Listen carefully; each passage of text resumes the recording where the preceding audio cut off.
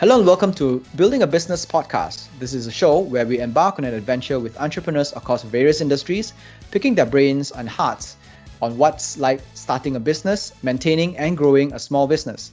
Building a Business podcast is brought to you by Virtual Palace Marketing, rehumanizing your marketing experience. My name is Sean. This week we have with us Diyana or Noor Diyana Abdul Hamid. I'll call you Diyana for short today. From Sarang Holidays. Hi, Diyana.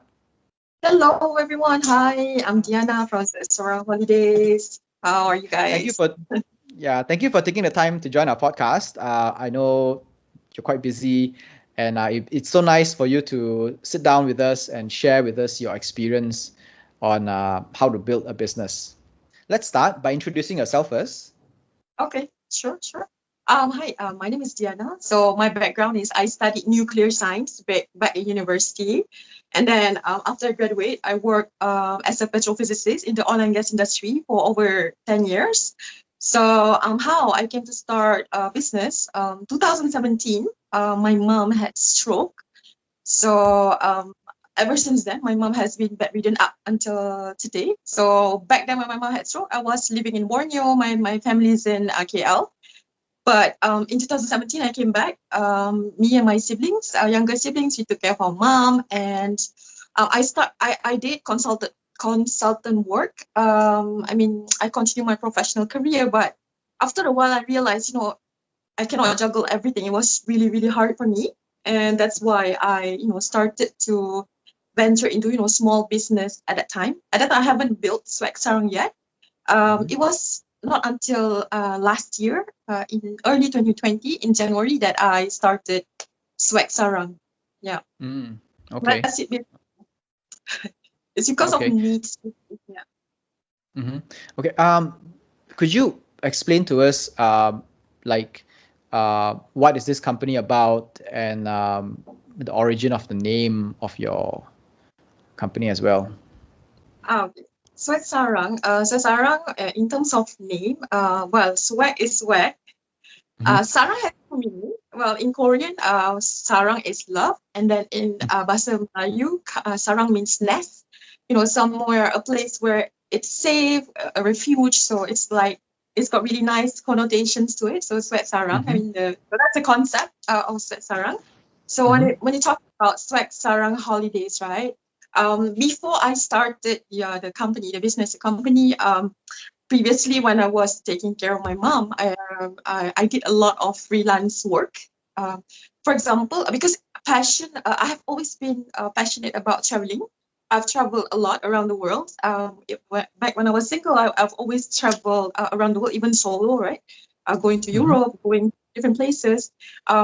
So it has always been my passion, even though my career is in health and line. So when I built Swag Sarang Holidays, right, I thought I wanted to be a different company or business where, when you have when we buy from website, the interaction is almost non-existent, right? For example, make your bookings, right? So there are a lot of different things that you need to do your homework when you want to travel, right? If you want to have a great holiday in a great place, you need to do a lot of homework. Via TripAdvisor, you read here and there, watch different videos. So I want to bring the personalized experience to traveling via our business. So it means that the packages or places that we recommend or offer on our menu, they must have wow factor. It must have wow. And then another thing that we bring to our clients is a much better price compared to what they might get on typical websites, Agoda, Booking.com, or even on hotel website itself. So that's our main target, basically. Okay. Yeah. So I assume that the wow factor would differ depending on who your customers are, right? Because different people see wow in a different way. Wow means that a place is consistently being rated, very great or excellent by their previous clients, right? And then we also do demographic research on our the packages or the things that we offer before offering it to our clients. For example, there are certain hotel or resort category, which is more oriented for people who love adventures. Some is more inclined for romantic getaways, for example, and we match the the wow factor according, and we tailor it to our clients. So even when we approach our clients, we we don't just like a bill. We don't just bring like mass products. That can that's not personalized and bring it to the general public, but we match the right product to the right people. So we match people's demands and needs, and I think that's why if you visit our Facebook page, for example, and you read the reviews by our clients, and our clients are comes from all walks of life, expats, people from overseas, local, all races, from different cultures, everyone. Most of them rate us 5-star because of this personalized service. Yeah. Yeah. So in the age of high tech, personalization is a very sought after commodity, right?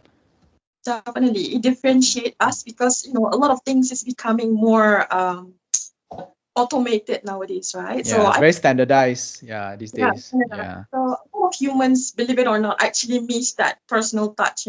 So that's what I totally agree. Yeah. Yeah. Yeah, I totally agree with you. A lot of people don't have the time and tenacity to do the little minute details for their holiday. They know what they want, but they don't know how to find specific things they want. And we kind of consult. That's a very good niche, because I travel myself and sometimes I want to go to these places, but between traveling times, I'm always working so hard. I don't have time to sit down and plan for something. And if I go to a normal tour agency, they will usually give me the things that I don't want because it's the easiest, most convenient for them. So it's nice to have something that is tailored for my taste, but also I don't have to do all the full brunt of the work. Yeah, that's exactly what we do basically. Yeah, we take care like. Diana, so let's say if I were to take up on your service, right? What is the minimum number of people that is required for me to, for you to set something up? No, we don't have minimum number of people. So, for example, before we have set like travel plans for our client who is from Vietnam. So even before she came to Malaysia, right? She just told us what she wants, and we set it up for her, and then she she paid for the service, she paid our invoice, and then we arrange her her journey from A to Z, and we even ensure that she safely got back home because she's a solo female traveler, and you can read on our Facebook page, and she said she was so flattered that we check up on her every step of the way because she's not traveling. She's traveling to Sabah, right? And so we follow her journey, even though we are not physically there with her, but we always, give her a phone call, make sure she's safe, she's being picked up at the airport, she already safely arrived at the resort, and how she at the resort, everything is okay, something like that. It's the feeling, people taking good care of you, and, instead of, a business that's just out there to make money. I think, it makes a lot of difference in terms of experience, I guess. Yeah. There is heart in the service that you're providing, lah. Yeah, that's the aspiration that we want to achieve, basically. Yeah. Okay. Of course, we're not. Okay. But yeah, we try to. Okay, that's nice. It's very heartwarming. Right. So let's move forward to your aspirations. Let's talk about aspirations for a company. Upon starting the business, of course, you did say that you started it in the beginning of 2020, which in hindsight is not the ideal time to start traveling business. Yeah, it wasn't. Yeah. So let's start with point one first, which is when you are beginning in 2020, the beginning of 2020, or let's say maybe when you were planning before in 2020, 2019 or something, what were your plans for the first 1 to 3 years? Where did you want to see the business achieve? Okay. So basically, before, I knew that we were onto something because it's not an idea that came out of the blue, untested, that we don't know whether it has a market or not. It's something that I've tried freelance before. Like before I actually started the business, like I said, even while I was working as a consultant, right? Because I love traveling, so I didn't mind at all. Taking at that time, I did like freelance work for people. So people who wanted to go for holiday, I actually helped them to find nice packages for them. At that time, I haven't set up a business or anything. We just did that like whenever there's Mata Fair, for example, right? So I'll be like people's personal shopper. I'll make recommendations for them, and then these people Okay. become happy clients, and then after a few months they're gonna find me again because that's how the frequency is of people traveling usually. Maybe after Yeah. every Mhm. year or at least twice a year people would go for a holiday. So Mhm. I saw the demand, I saw that there's the market, and I already saw the what do you call it, basically the revenue that comes from doing doing this on small scale. So I know that it can be multiplied, and Mhm. it can I've got something special, which is quite different compared to the typical service, right? So that's why I started in January. Mhm. Surprisingly, although there was already hints of the pandemic at that time, in early 2020, but it hasn't gone full fledged yet. So for the first 3 months, January, February, and March before MCO, we actually enjoyed pretty good sales, Mhm. pretty good sales. Okay. Quite happy, quite pleased that we had really good revenue for the first not 3 months, 2 months plus. And then there's MPO, and we're like down for. And Yeah. yeah, we just started, right? We just started. It's like a baby that's just crawling, and then you're ready to stand up, and then suddenly, you get knocked to the ground, something like that. Yeah. And Yeah. Yeah. really tough because I didn't know how to deal with things back then. During the 3 months, so I was really like moping around. I think very Yeah. demotivated. What happened? I think nobody expected that, right? Nobody knew. I mean, Yeah. we have. Nobody expected something like that to happen at that scale, especially. It's Yeah, crazy. nobody knows that it turned out like that. So it was a Yeah. shock for me. But after the MCO was over, I think in June, then I just picked myself up and then speed up. And our revenue was really crazy. I think because everyone was so anxious. Because to be honest, like no human being likes to be at home all the time. Like what we're doing now, right? Everyone is literally fidgeting to get out and get some fresh air, maybe go to the beach, go to the jungle or something. Yeah. So so what happened was after June last year, post MCO, we had like a surge of demand in traveling. It Yeah. was crazy. It was like it's like people went nuts with their traveling, and people really went on a shopping spree, traveling shop. Yeah. Yeah, Yeah, essentially it was a pent up demand. It's like everybody's waiting for the doors to unlock, and once it gets unlocked, everybody's out and traveling about. And yeah, yeah, so that, so it was a good recovery after MCO for you yeah, guys. yeah. Yeah, And then yeah, we were go for a while, and we had some form of restriction, interstate restriction, right? Last year, yeah, I think yes. October, November, something like that. So yeah, Mm. but yeah, we changed our strategy. We Mm-hmm. try to change our strategy, like instead of catering to what do you call it, on demand travel, we try to provide like high value vouchers, for example. It's like Mm-hmm. open date packages that can be redeemed anytime. Some of our vouchers extend until end of this year, for Mm, example. So okay. Okay, that's nice. So I would assume that initially you were planning for your business to serve inbound traveling, which yeah, also helps international tourists coming into Malaysia. yeah. Um, did you also plan to do outbound as well? For now, we focus with the current climate that we live in. I mean, when we started, we did plan to go global, right? So we plan to tackle the local market first because Mm-hmm. just want to help Malaysia build our economy. And then of course, when we saw how much at first, I didn't think much about the business, right? When we talk about business, we talk about revenue to the business. But then after a while, right, even though I haven't, done this business for a long time, but I saw how the economic impact or the trickle down effect is. local people, for example, right?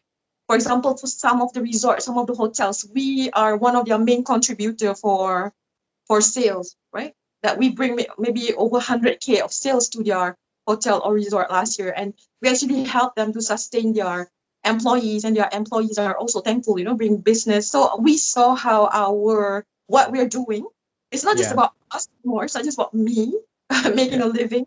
It's more than that. What Yeah. we are doing matters to a lot of people. Like Swag Sarang Yeah. itself is with me. Swag Sarang also, we have a lot of teams right now. Mm-hmm. So yeah, I guess when we realize the impact that the business generate, or how it impact other people, yeah, it makes you more motivated to go forward, Yeah. even though it's challenging or difficult. Yeah. Yeah.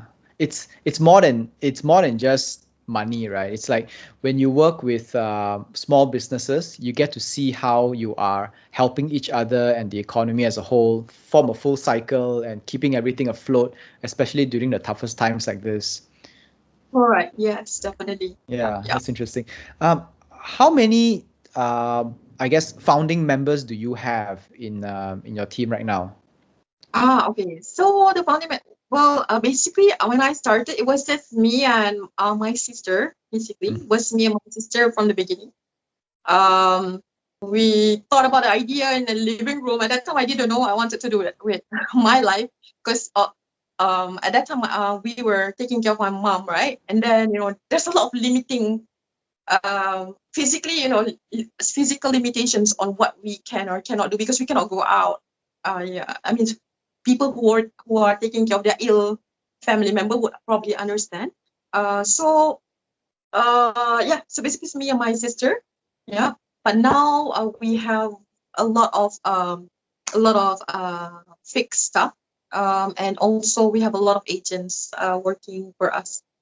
You said that you started off with just your sister and yourself, and at this Yeah. point, has it grown to a bigger team? Yes, definitely. We have like maybe 100 agents under us. 100 agents Wow. for the core team. Maybe five of us. 5 or 6. Wait. 1, 2, 3, 4. Maybe five or six. Six of us. Six of us. Yeah, the core Okay. team. Okay. So Wow. yeah. Yeah. Wow, that's amazing. So your core team are the ones that are actually doing the planning, and your Uh, agents are the ones that are the kind of like the foot soldiers out there. Correct. Yeah. Yeah. Mm. So we Okay. target our clients mostly via social media campaigns. Yeah. Mm-hmm.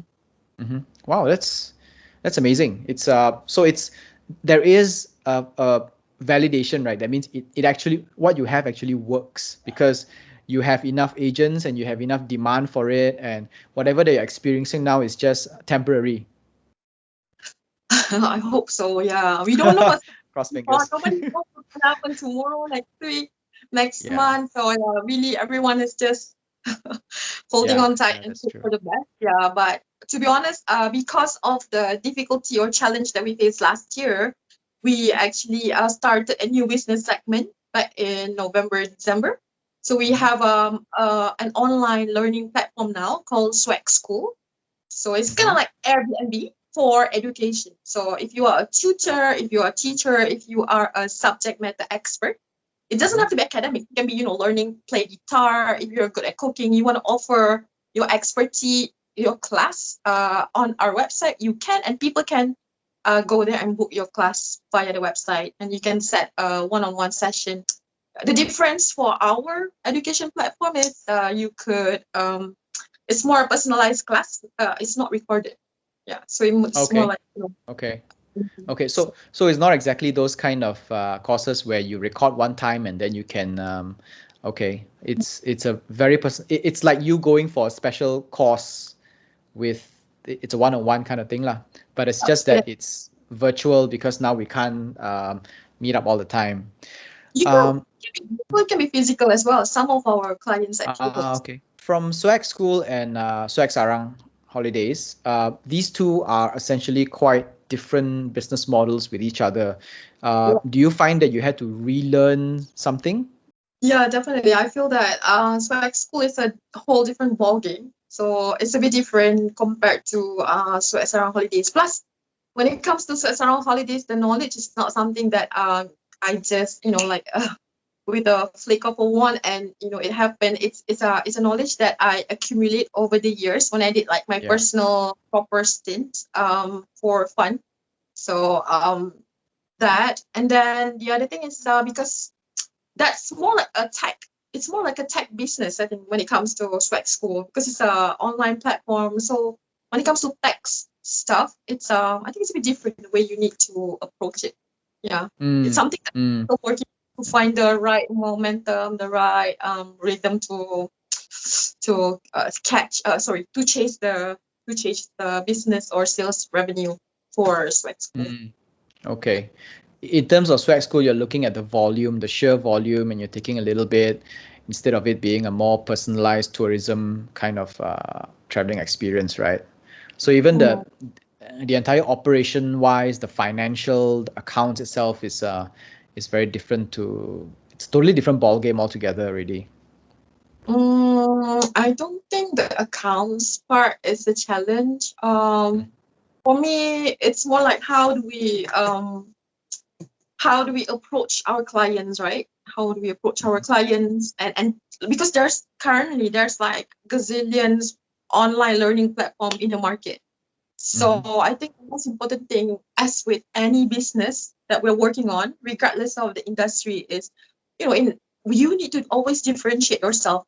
How do you differentiate yourself, make yourself special, and make that business or particular product you're offering, meaningful to your prospect clients? How does it? Yeah, I think that is important. And for Swag School, we're still working on that. We're still working on that. Okay. Yep. That's good. Like focusing on delivering value instead of profit margins, which is a good approach. It means more, right? So let's move on to the final topic we have for today, which is your initial struggles as an entrepreneur starting up this business, be it Swag School or Swag Sarang Holidays. What were your initial struggles, the most noteworthy struggles that you want to share with us? I think as a business owner, I think one of the main struggles is finding the right people to work in the business with you. To be honest, whatever it is that we're selling, right? There's, like I said before, there's gazillion people probably offering the same product, the same service, right? And you need to differentiate yourself. How do you differentiate yourself? It's not just via the product, but also who is behind the brand, behind the scene, behind the business. Because ultimately, it is the people behind it that will determine whether or not a brand, a product can succeed. So for me, I think when I run a business, one of the struggle is like finding the right key people to be in the team, that could that has the same value as us, that has the same capacity, the same determination. So I think throughout our 1 year plus phase of business, right, there has been a lot of changes in people. Sometimes people leave, right? But at first, I feel what do you call it? Like morally down when that happens. But time I learned that it's just part of life and part of business. People come, people go. So the most important thing is you have a plan, and then try to stay on course as much as possible. Who is next to you is that's completely optional. And that's what we mentioned before. We should always separate like business. Business is business. Kind of like don't put too much emotions. Of course, I mean emotions, passion is good, but when it comes to business decisions and so I feel you on that. I feel you on that. I guess we've all been through that. Like when it hits us the first time, we go like, oh wait, you help someone so much, you build a team up, and then the team just scatters and they go on their own way, and then eventually we learn to be a bit more objective. So it seems like where you're coming from is that you value team culture or company culture a lot when you're building your business. So I don't know if you've experienced this before, or maybe let's say if you haven't, but let's hypothetically look at it. If you hire someone who is a high performer, high achiever, let's say a salesperson who can bring in a lot of sales, but from the cultural perspective, you know that that person does not fit, what would you do? Ask that person to leave, or adjust your culture, or give that person a special leeway? Okay. So basically, right, when we want to recruit any member to join our team, be it as agent, as the core people, admin, we have set values that we expect from our team. We already put it up front. So some of the values are, actually, to be honest, I don't remember, but some of the values are, they must be honest and halal, which is our policy. Basically, honest means that our client know that when they pay us, they know that we're gonna take good care of them, for example. And then we want people who are team play, who are eager to help others. And so I understand what you mean when you have like high achievers, right? For us, we value both. Of course, we value achievement, but we also want to protect the culture, which is working as a team.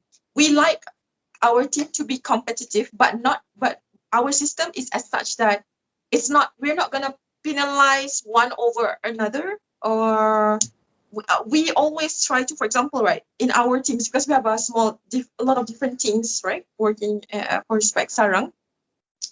Whenever we see an act of selfless act of helping other teammate, right? Like, for example, a teammate, some of our team, for example, they are housewives who are not tech savvy, right? They struggle with, for example, their promotion materials and stuff. And then when we saw their teammate help them, so we always highlight these kind of people in our team and celebrate it as a success. So so that instead, because I've worked in corporate environment, so I know how how appraisal work, how it's KPI, and how everyone is literally trying to slash each other's neck just to be ahead. And recognized by the boss. That's how how visibility is important, right? But at Swag Sarang, we try to reverse that by highlighting people who contribute quietly. They do a lot of content. It makes a lot of impact, but it's not necessarily something that's glamorous, right? Yes. Of course, we also celebrate people who achieve, who bring high sales. Of course, those people will get rewards as well. But a lot of times, we purposely highlight a lot of this, basically silent players, people who contribute with, just to enhance more on the culture, the mindset that, a success, achievement, or high performance is just via numbers. It's not that. It's how much, impact or change we make in other people's life, and for us at Sarang, our teams as well. And we try to celebrate each other's success as a team, not just success, I think even problems and failures. Because, for example, at Sarang, we have a lot of agents, right? These are, a lot of normal people, maybe in the, B40 categories. So a lot of them have like struggles. For example, their house was flooded. Some of them are also like me. They are maybe taking care of ill family members. So whenever there's struggles, we share it with the team as well. So we want to build the right culture, which is caring about our team. It's not just about using the platform to make money, but also to be a family. Be a family. So we call ourselves like family. That's good. That's good. It's kind of like idea, you kind of concept. I know it's gonna be perfect, but we try.